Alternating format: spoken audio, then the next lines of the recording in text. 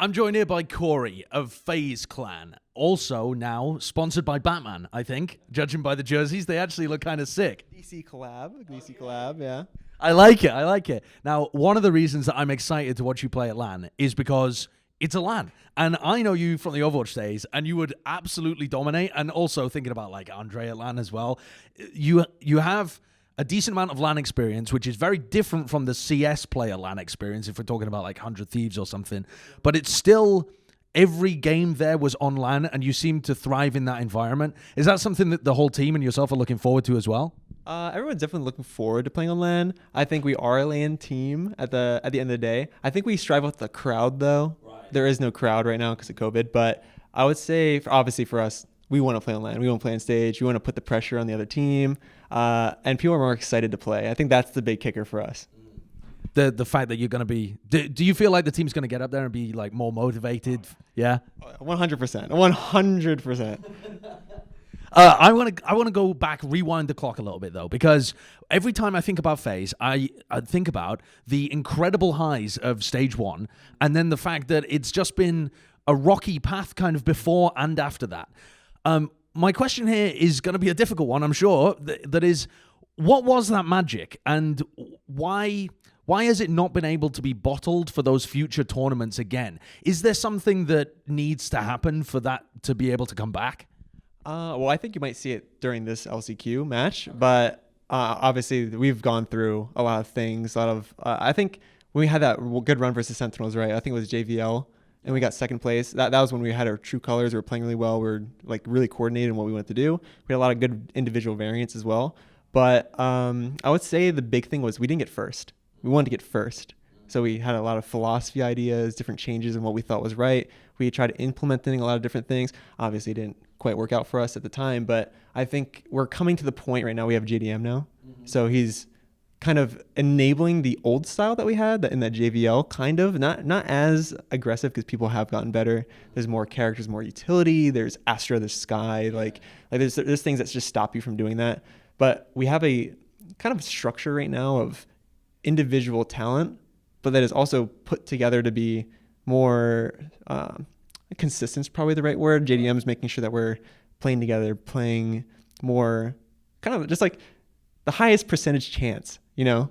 Like we're not going to run it down in a 5v4, 5v3 anymore.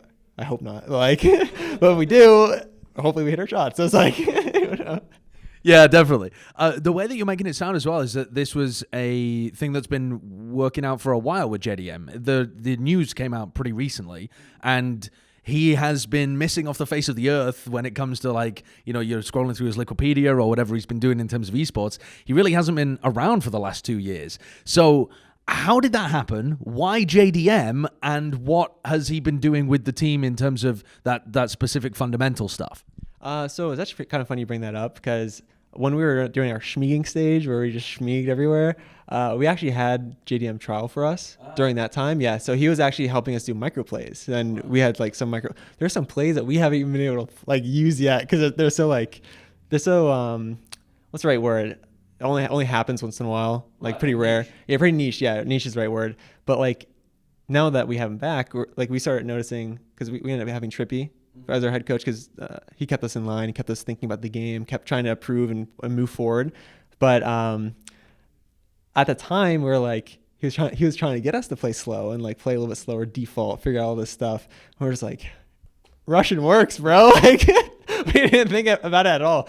But now that like we start getting better, like when he wasn't with us, and we're like, dude, we use the things that he was trying to tell us to do now. like we need him. So we ended up obviously coming back to him, having more contact, and we were struggling to kind of put the CS fundamentals together, because you kind of like, we do need them to kind of piece together our style, how we want to play. And we're like, we need you, like come back. And he's been putting us to work, keeping us after time, to like putting the extra effort in, going through the scrim VODs, going through the server, talking about what we want to do, how we want to do it. And we have a lot more structure now. How long has that been going on for then? How long has he been working with the team? Exact pinpoint date, I'm not really sure. I think it's been like close to, it's not even been that long, honestly, because we know his value. So it's been probably close to 2-ish weeks, maybe a little bit more. And we've grown a lot. And on top of it too, we've also been we tried actually having a single IGL with Baby J. And we think like after him IGLing a bit, it's kind of opened up a lot more stuff for us. But at the end of the day, we think our group calling has always been our most efficient way. Right. And it also brings up the vibe more. Everyone's like participating, and like when we're on a groove and we're on like a good vibe going forward, we just ride that wave. Right. And we really run it into teams. Like it's bad. like we actually do. It's crazy. That seems like something that it varies massively from game to game, from esport to esport. Calling structures are hugely different. I know at the very beginning of Overwatch, we would theorize ideas of like, oh, there probably needs to be one central in-game caller, and it's this Lucio mastermind in the backlines. And it turns out just everyone calling their own plays was the most efficient way of being able to call in that game. I'm interested to hear more about your ideas with the IGL structure, though, because the last time I talked, it was very much a group effort to all be going at it together. Was Baby J IGLing one of the reasons that you brought him on in the first place?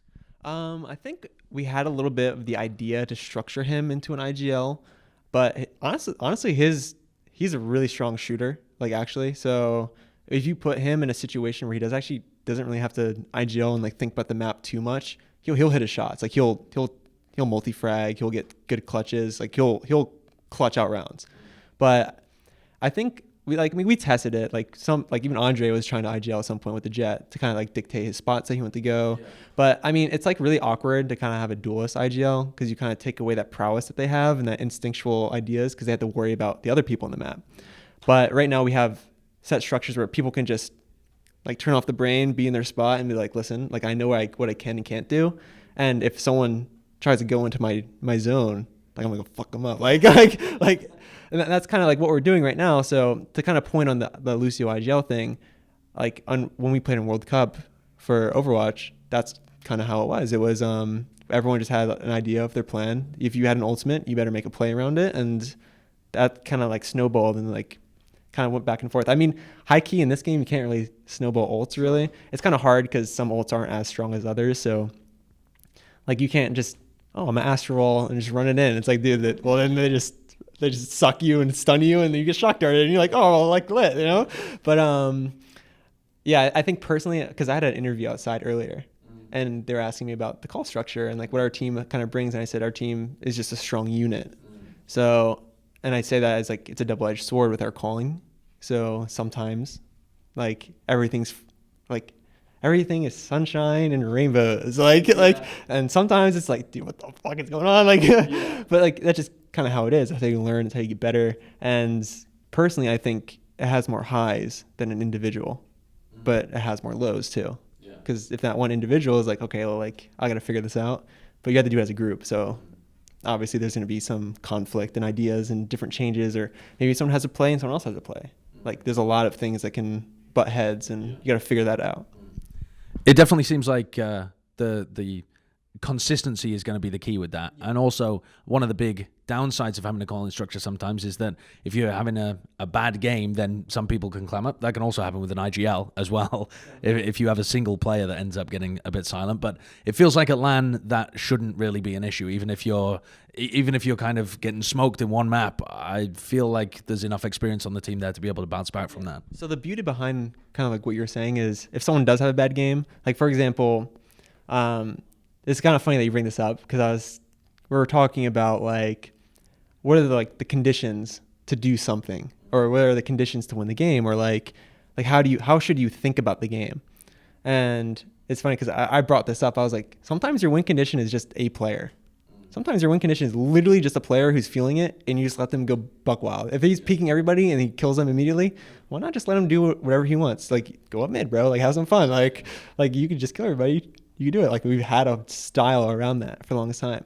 But if someone does play poorly, we actually have just natural structure to get us into a site and pay a post plan, or like something that doesn't involve you taking that 50-50 and winning it every single time. Like, that's like what the new evolution of a FaZe clan, I guess what you could call it, would be. I wanted to ask you some questions as well here about the departure of Marv too, because that's a pretty big deal for your team. He was like a an extra playmaker kind of player from what is normally thought as a supportive role. I feel like it changed the identity of your team quite a lot as well, and facilitated some role shifts around there too. So what were some of the things you had to change as a team with Marv's departure over to Envy? So kind of losing Jimmy. Jimmy was a strong part of our team. He was definitely a strong fragger. He clutched out rounds, and he was our CS brain. Yeah. 100%. Jimmy's a really, really good player. Sucks to lose him, but like, I mean, life goes on. You have to keep pushing forward. So bringing on Baby J actually would move Zach into a controller role, which Zach can literally play like any role. Zach can literally play any role, and he's comfortable in anything. He likes Sentinel. He likes controller. I mean, if he could play duelist, he probably would play duelist. Like, he's good. He's really good. Right. And kind of bring in Baby J. It's like, oh, we have a strong Sentinel player now. Something that, because at the time I think Jimmy was unsure of like playing controller. Nowadays he's very, very confident on it. It's like really good for him. But back in our times, he like wasn't too confident on it, and we're like trying to figure out where to put him because he played Killjoy for us for a little bit. Right. He was going to Killjoy too, actually. But his strong role is 100% controller. So now that we had Baby J come in, like he's 100% the Sentinel player. We don't have to worry about if you want to play Killjoy here, or like Jimmy wants to play Killjoy or Smokes or whatever for the map. We can just focus on one solid team composition and work forward on that. So that's kind of like what he ended up, like the change was for us. It wasn't like, I mean, we also lost the CS brain, I guess. I mean, you could point that out too. But yeah, I mean, we figured out his strengths and where he fits and everything like that. Andre definitely pounded in, just fight, bro. Just fight him, bro. Like, and we ended up finding out like he's a good shot. So we kind of have him playing some Killjoy here and there. He's like a geeky Cypher. He has like one ways in every part of the map, all that fun stuff. Yeah. Stuff I won't do. Like, the tournament is just on the horizon. Who do you consider to be your greatest hurdles in your path? If I'm looking at your run and we're planning you through the upper, or maybe you take a knock and you're going through the lower at some point, which teams do you think are your biggest rivals to being able to get that spot in champs? There's only one team that can get out of this tournament. So I think if we keep how we're playing like recently in our practices and how we're adding everything in, I think we're going to do very well. I think the team to beat right now, though, is C9. Right, I've heard that. Okay, they are scrim monsters. Scrim monsters. Bro, we scrim versus them. Shit on us. Like they had some crazy setups. I mean, if they don't change anything, sure. For God forbid, please, like, honestly, I hope they don't change anything. So you've seen everything they do. So it's like we can plan around it. They also haven't seen our form either. They were playing versus us when we were going through some philosophy changes and figuring out how we want to play and everything like that. So I think actually if they played us, they'd have a really rough time. But I mean, we'll see. Like we'll see. I'm interested then. I think this tournament's going to be extremely exciting, and I'm looking forward to seeing you up there on the big stage. Thanks for doing the interview with me as well, and good luck for your future matches.